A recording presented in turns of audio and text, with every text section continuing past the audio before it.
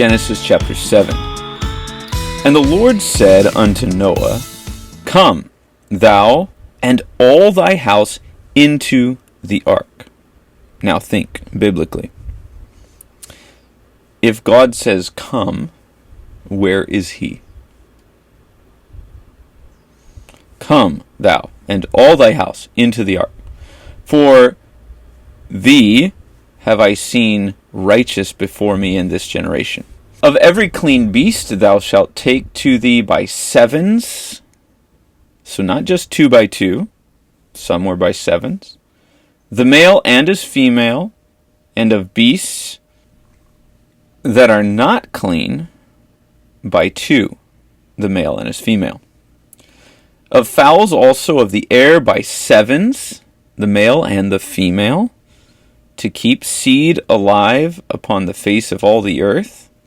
For yet 7 days, and I will cause it to rain upon the earth, 40 days and 40 nights. So God called Noah into the ark 7 days prior to the actual beginning of the flood. There was time for the people outside. There were preparations already being made. They should have been awake. They should have seen the signs. How about us today? Do you see the signs around you? For yet 7 days, and I will cause it to rain upon the earth 40 days and 40 nights, and every living substance that I have made will I destroy from off the face of the earth. And Noah did according unto all that the Lord commanded him. And Noah was 600 years old when the flood of waters was upon the earth. So you see, this started when he was 500 years old. Now being 600, it was 100 years in between that he built the ark and made all the preparations, not 120. God was limiting the lifespan as we see today. The person with the Guinness World Record of lifespan usually is around 120, 121, something like that. Verse 7, And Noah went in, and his sons, and his wife, and his sons' wives with him, and discipleship is important, into the ark because of the waters of the flood, of clean beasts, and of beasts that are not clean, and of fowls, and of everything that creeps upon the earth. There went in 2 and 2 unto Noah into the ark, the male and the female, as God had commanded Noah. And it came to pass after 7 days that the waters of the flood were upon the earth. In the 600th year of Noah's life, in the 2nd month, the 17th day of the month, the same day were all the fountains of the great deep broken up. What? You mean the oceans didn't just overflow? The fountains of a great deep were broken? Something different than a tsunami happened here. Although it probably caused a tsunami. And the windows of heaven were opened.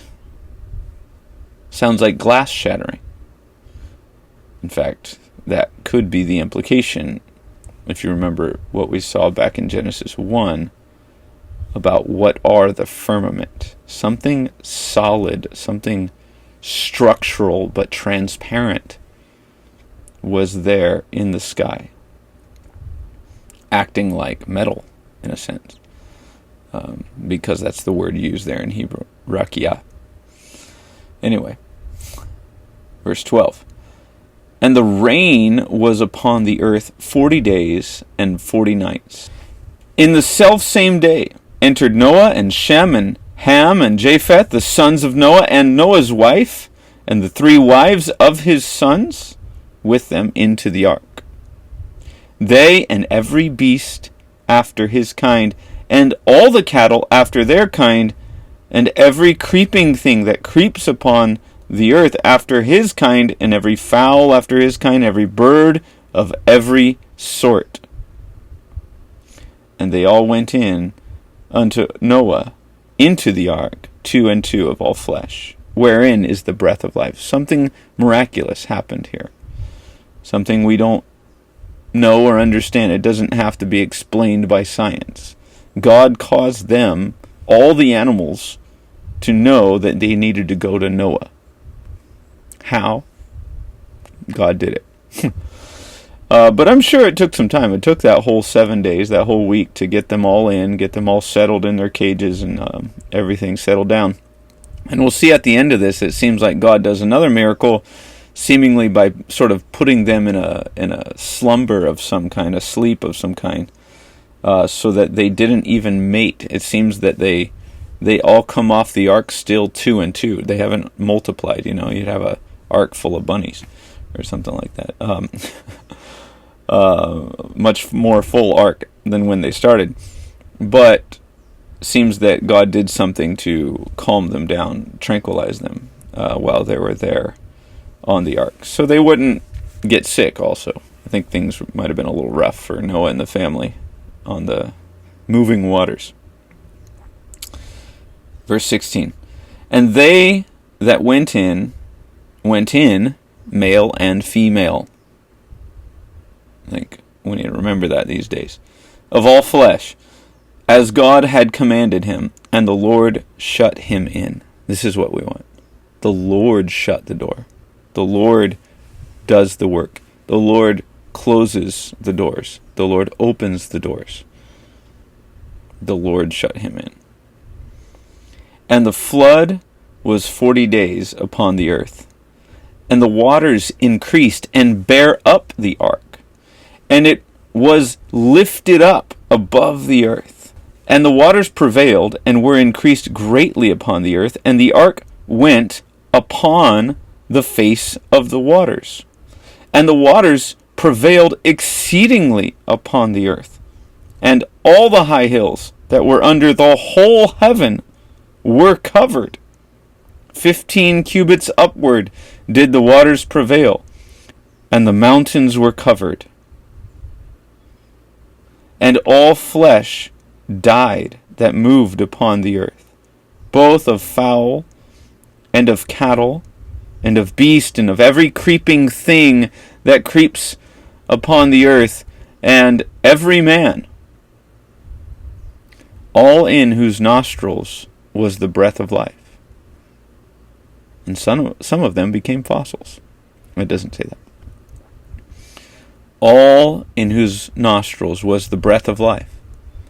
All that was in the dry land died.